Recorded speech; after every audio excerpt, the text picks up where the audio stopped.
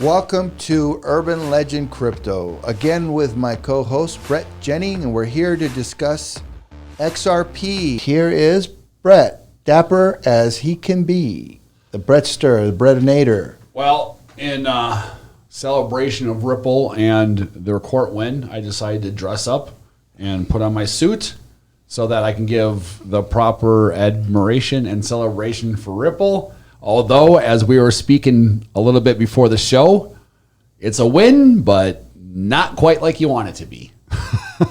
or not nearly as much as people think it is. It's a win, but kind of not a win. The party ain't over yet, baby. All right. Party ain't over yet. I like that. Party ain't over yet, baby. All right. So let's go into a deep dive. Do you want to talk a little bit about what you know, and then I can... Well, from... You know a lot more about Ripple, and you've studied a lot more about Ripple than me. So from my basic understanding is the courts sided with Ripple in a sense that in one hand, it's not a security. It's a digital asset, which is what the Ripple army loves. But as we delved a little bit further, there's also a win for the SEC. And I guess that part is a little bit where you could clarify for me. I understand that. So on one hand, they're saying if it's used this way, it's a digital asset, but if it's used this other way, it's a security. Correct? So what does that second half mean? So how are they saying it's a digital asset over here, but over here, a security? All right, so let's break this down. In December of 2020, the SEC served Ripple Labs for trading XRP as a security, correct? Yes. So the Ripple army, the XRP army, has been going absolutely ballistic because they're saying there's no way it is not a security. It doesn't meet the Howey Test. So after it's all said and done, on July 13th of this month, there was a ruling out of New York, and it basically said it is not a security. Part 1. Part 2 is what everyone's missing. So part 1, easily explained, is if you have an exchange that you're directly buying an asset with, so you're buying, for example, a token, XRP, okay? No problem, because you have the consumer directly with the exchange. No problem. Gotcha. You see? But where it becomes problematic for everybody is when you do it as an investor, all right? So this is where it didn't pass this other test. And I'm just going to read what this says here, and let me quote it for you guys. I'll put it in the comments below, and I'll include it on the video as well. But this is on July 13th, and it's Cointelegraph. And I'm just going to give you a little read so you guys get the little techno on this. Here we go. The article is Breaking Judge Rules XRP is not a security, SEC's case against Ripple. And after much, stuff we know, at the bottom here, or in the middle, it basically breaks it down by saying, according to documents filed July 13th, Judge Torres has granted summary judgment in favor of Ripple Labs, ruling that XRP is not a security, but only in regards to programmatic sales on digital assets.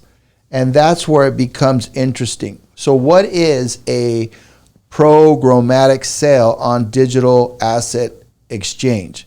And then they go on to say, however, the SEC also managed to notch a victory over its own, as a federal judge has ruled that XRP is a security when sold to institutional investors as it met the condition set in the Howey Test.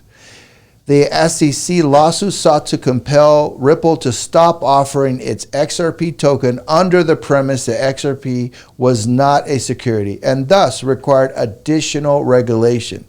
Per court documents reviewed by Cointelegraph. So then, what does that say? So why don't you break down to people what a programmatic sale is? Well, as per this definition that I pulled off the web, so I'll just read it.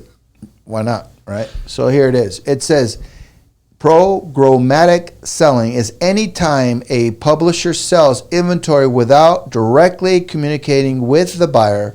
Selling via exchanges fits this definition. Buyers like programmatic because they can efficiently get scale. Commoditization drives price down. So what I'm kind of gathering from this is that we have a scenario where now we can't do investors. So Bret, just like we did in the podcast about ETFs, remember? We had that, and we talked about BlackRock, and they're trying to get approved for ETFs. Correct. Well, this kind of puts a wrench in all that, I think. All right, and we're just talking here, it's opinion. The way I see it, if the judge, Torres, has said, well, you can buy this stuff on the exchange, you just can't have the the investors come in, then what does that lead us to believe with the ETFs? Where are they with that? And does this ruling apply to all crypto as a whole? So where does that put us with Bitcoin? Okay, if they're doing the ETF to do Bitcoin, then what is that implication? So they're basically saying the part they didn't rule in Ripple's favor was that investors can't buy and sell, or Ripple can't be sold to investors. And then you're saying, well, on the other hand, if they're giving approval for a Bitcoin spot ETF, that's contradictory to what they're ruling for the Ripple case, correct? Correct. I mean, that's if we're interpreting that right, that's a great example of what we've been talking about since day one with this show, as far as the government's guidance. Right. Right? You've got one hand not knowing what the other hand is doing. Right? So the right hand doesn't know what the left hand is doing. And so they're just throwing things in the middle, and there's no set policy, there's no set guidelines. The only thing I can hope is that with the approvals of these spot Bitcoin ETFs, because it's a bunch, right? It's BlackRock, it's Fidelity, it's a bunch of them. So with this going in Ripple's favor, to me, it's a sign of good that they're ready to kind of make friends, or at least drop that white flag and say, okay, we've been battling each other for a couple of years now. Let's figure out a way to live in peace and work together. So hopefully it's setting the precedents for that, but we'll see, because you're right. They kind of contradict each other, don't they? Yeah, this doesn't make sense to me. Okay, so I could see a pump because we both know that XRP is artificially very low as compared to the other top 10 coins because of this. So we expect there to be a bounce, and it's, at least I do. So will it go higher? My opinion, may not, doesn't matter. But what does this mean for crypto as a whole? So personally, I think Ripple's just getting started. Okay? I think to the general crypto community in general, this is a sign that the government is saying, okay, guys, we want to make peace. We want to make friends. Let's work together and get this figured out. And so overall, I think that's a good sign. Personally, I think Ripple is going to go over $3. I think it's just getting started. You know, now that you don't have that block in the way, or that wall in the way of no clarity, now in one sense, we have absolute clarity. So as far as the investor portion of it, that's not going to be most of us, right? Most of us are going to be buying an exchange, buying and selling on an exchange, so it's not going to affect us. So I think that's fine. But I think it's leading the way, and it gave clearance to everybody that crypto's here to stay, and the government wants to make friends and wants to work with us. So that's my feeling. I think it's just getting started. It's going to go above $3 personally. But just my opinion, IMO. So what's great about this podcast is you and I can agree to disagree agreeably, okay? And I don't see this to be a net win.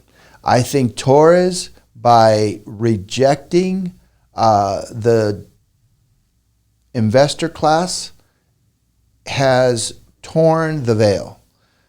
Because us as investors, we're going to go out, we're going to buy, but we're always going to buy assets that have a use case. In this case, we're buying XRP, and the reason we're buying XRP is because what we're looking for is an asset that is going to go places. It's going to have a use case. So the reason we bought XRP is because they have some unbelievable software through Ripple Labs using their technology. But now we have a scenario where XRP has been rented from that. So it's now basically a token that people are going to trade that is associated with Ripple. But now there can't be an ETF that's going to come in and be able to buy the token for the investors that they represent. And we're talking billions that could have come into the market.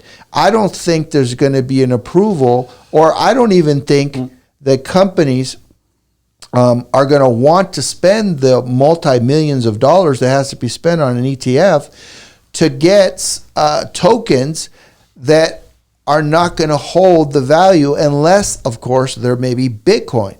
So then the ETF would only be with and traded for Bitcoin because it's the only true commodity out there, right? Yeah. So now bringing that to its logical conclusion, outside of another topic we're going to talk about, Chainlink, okay, and these oracles, then what happens is we're in a scenario right now, Bret, that I don't see us taking this to the next level in value. I think this tear is going to be very bad for most of the tokens, right? Because we already talked about the tokenization that's been going on with Bitcoin and in some other coins, right? How they're getting the Satoshis and they're stamping them, they're doing something with them. We already talked about how these banks like the Carlyle Group, JP Morgan Chase and the like are all buying into this and trying to get into the game because they see the use case of storing the digital assets and information on these Satoshis, right? Or other coins. But this has become greater. And this is how I see it. XRP was a great idea through Ripple so that they can bring value to their platform, to their chain. But now that this has happened, their investor base is going to go away. You're going to have the retail market and it's going to blow up and things are going to happen because people don't understand it. But at the end of the day, I don't think it's going to have a long life. All right. So what say you? Here's the way I look at Ripple. As long as the banks proceed forward with using their technology, and as long as the technology itself keeps on getting used and growing and growing and growing, I think people trading the coin will be just fine because that's going to continue to grow the value in it. But I do agree with you as far as the institutional part, because do you know what is going to make Bitcoin go from over here to mass adoption? Are things like institutional investors creating spot Bitcoin ETFs. That's what's going to do it, right? So people like you and me trading, even if we had a couple million, we're still small time compared to institutional investors. So people trading Ripple on Binance or Coinbase or whatever exchange it is, I think the coin will go up in value and it's a good investment as long as the technology is still being used in real world scenarios in real world companies. However, it's going to be limited. And because at the end of the day, regular people don't move the needle. Institutional investors are what move the needle, right? You want something to go from billions of dollars market to trillions of dollar market. That's when institutional investors get in, right? So just like you, I got in 2017, and the main investors were retail investors, people like you and me. And that was the difference in 2021 when Bitcoin hit its next bull phase and crypto hit its next bull phase, was that institutional investors were starting to get involved. And that's when Bitcoin for the first time went from millions of dollars to billions of dollars to $1 trillion market. It was because of an institutional investors. So TBD with Ripple. But I think that if you're trading it and holding on to the coin and you want to trade it, I think that there's value in there as long as the technology keeps on getting used in real life utility. But I think there might be a cap to the overall value of it, because if Bitcoin is getting injected with institutional money and all the other cryptocurrencies aren't, including Ripple, that's going to be a huge difference. It goes from kind of a hobby to a professional job. That's the difference. There's no way anyone can tell me right now this was good for cryptocurrency, because they did, in my opinion, exactly what they wanted.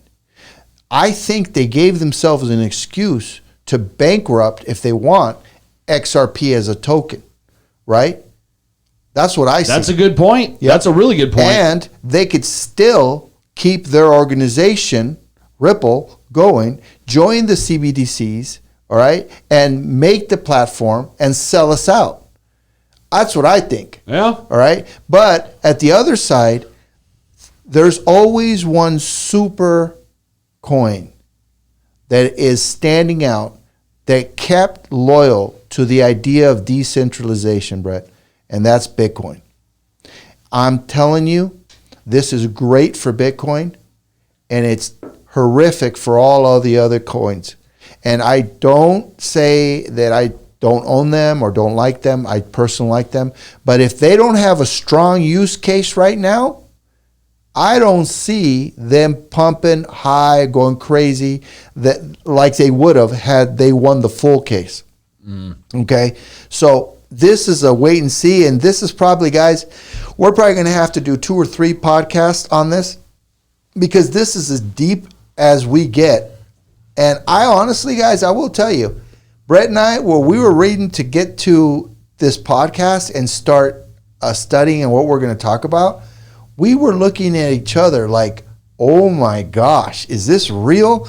Before this, we were high-fiving, we were celebrating, we were like, yeah, buddy, and then we started really reading. Into it. And we're like, oh, well, wait a second. What's going on? I mean, it's kind of good, but then kind of not. It's not the greatest. So, guys, opinion. And the reason they did that was because the judge is saying so. They're saying that you can't sell to individual investors, VCs, and the like. And so this fight isn't over by any stretch. There's going to be back and forth with this case. From what I can see, they're going to try to overturn the latter. Whether they're going to do it or not, I don't know. But I don't think XRP won, Ripple won. I think they lost. Because if this ends up standing, the ramifications for all of altcoins is ginormous. Because we're going to have a scenario where big-time investors can't come in to buy the product unless it's just their individual money. If they're doing it with other people's money and they propose an expectation of profit to those other people, then they're going to have not met the Howey Test. And if they did meet the Howey Test, they're toast. And either way, because what would happen if they didn't meet the Howey Test, right? Then they're categorized of breaking. The SEC will come in and say they broke the laws. But if it does meet the Howey Test, then it's a security. So they're damned if they do and damned if they don't. And what I'm looking at is a bull run with XRP. Great coin. I get it. I know what it's about. But no one now can buy XRP and say that they're not buying it with an expectation of profit. So we, for now, as individual buyers, can buy XRP. But then when we offload the XRP and then it goes down, the people that bought it are not going to be too happy, right? Especially the ones that bought it in bulk, big whales, if you would. And then there's going to be more lawsuits. And the SEC is going to be licking their chops because that's exactly what they were looking for. In my humblest of opinions, the SEC has made a lot of ground to really doom crypto as we know it. And so the only one standing, in my opinion, is Bitcoin because it's a commodity. And people may buy it with an expectation of profit, but it's not a security. It's not a security by a large measure. Not a security because I say so. The SEC has said so. So again, hats off to Bitcoin. These altcoins, they're useful. They have a use case, and we'll be glad to look at them, entertain them, even buy them. But if you're buying them as an investor with the expectation of profit, know that you're buying it as a security. And eventually, when all this plays out and they make the ruling that it is a security, and then there's only going to be a few that can actually afford to be able to stay in the crypto world as a security, will be the ones that have the best and highest use and that are actually generating something called a profit, brother.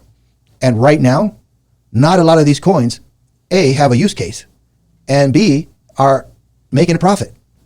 I am not upset at the idea of innovation. I'm not upset of people becoming multimillionaires buying these coins and selling them off to someone else and the biggest sucker loses. Been there, done that. But let's be real, folks. We came into the space because we wanted something different. And what we wanted was a decentralized monetary system of exchanges. Somewhere we could go and we can trade in peace without having to use middlemen, without having to pay these guys a nickel of our money. And it happened after the great crash of 2009. And I'm here to tell you that all these altcoins and all these guys, they're pumping these altcoins and all this, you can't tell me they don't have an expectation of profit. They do. So I'm saddened by this outcome because I don't think we deserve it. I think it should have been where it was totally thrown out by the judge and that she did not find fault with XRP. But it didn't happen that way. And those of us that live in reality, we better wake up because the truth, guys, is that there will be a pump and there is a pump. But how long is it going to be? Until the next bad news, until the next court ruling, until.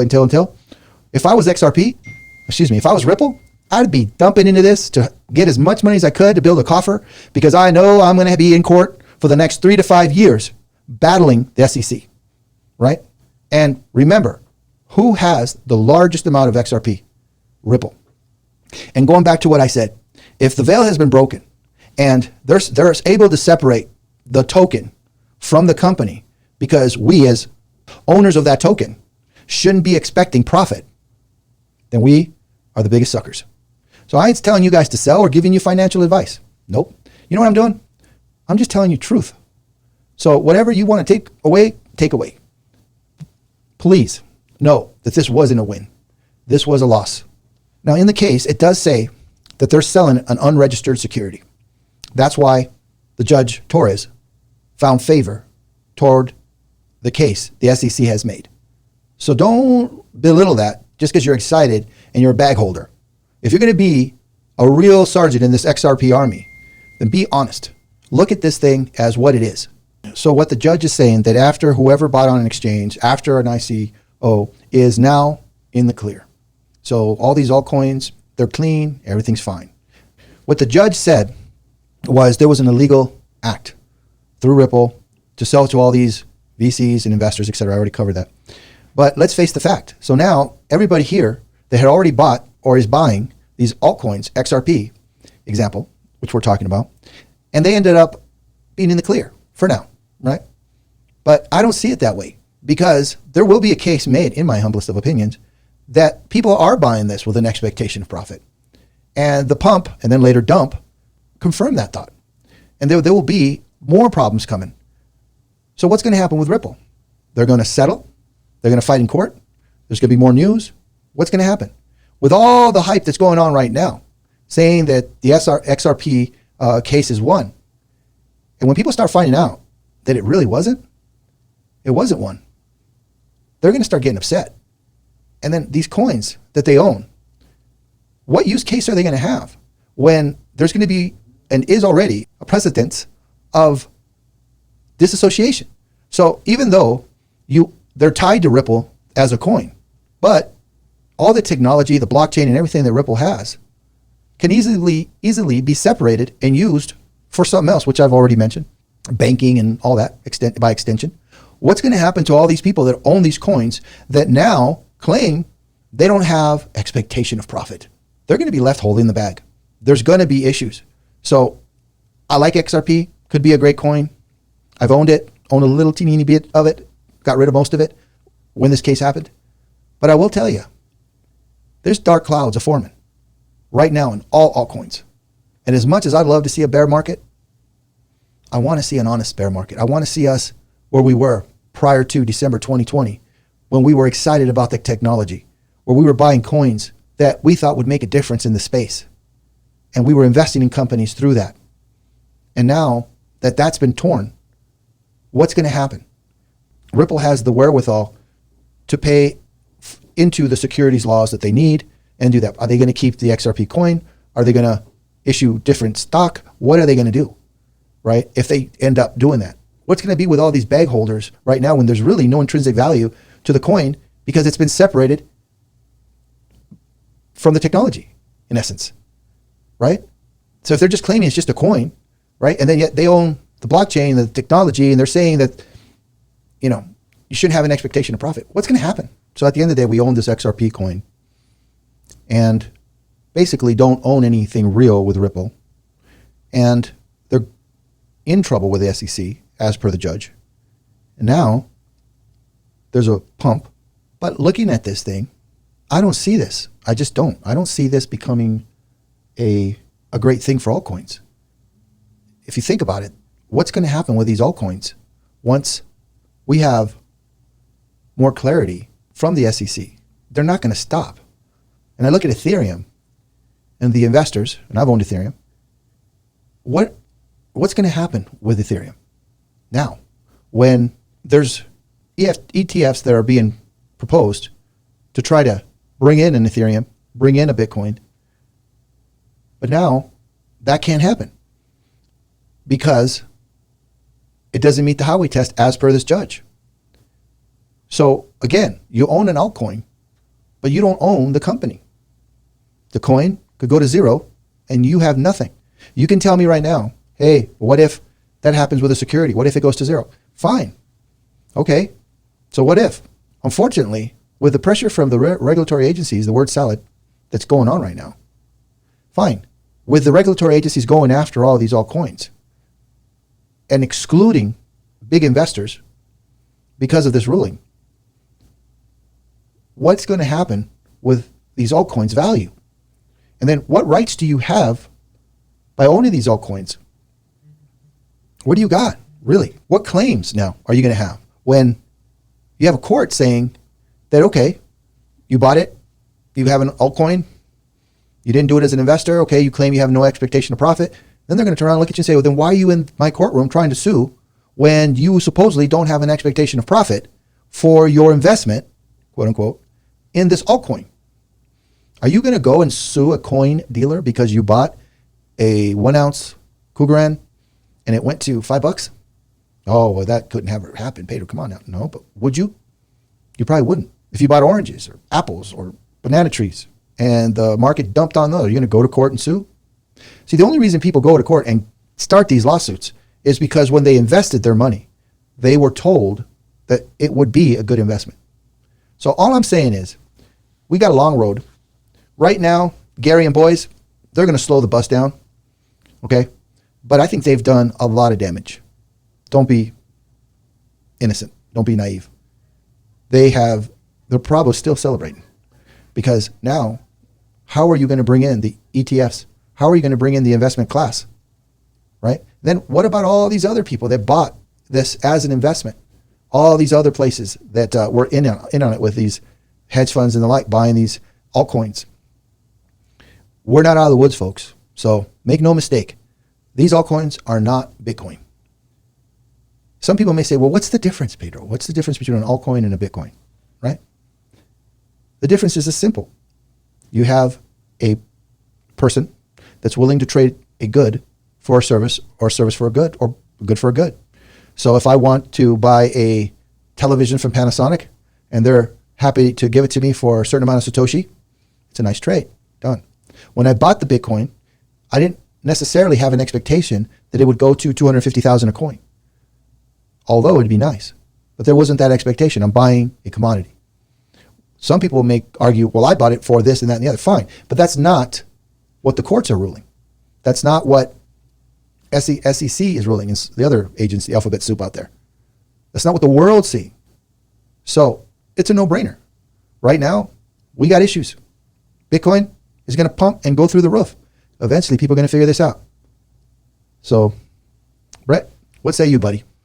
You know, at the end of the day, that Bitcoin is truly the only decentralized cryptocurrency out there.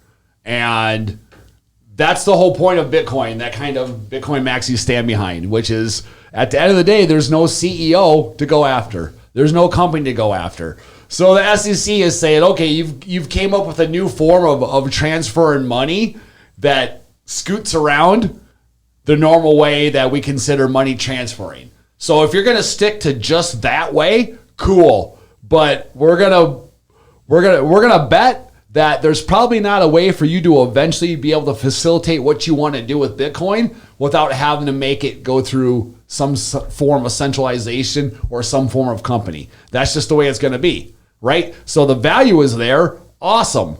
But in order to facilitate and transfer that value, they're basically saying there's no way you can do that on a mass scale without having to go through the normal ways that already exist right now. And if that happens, these are the laws that are in place.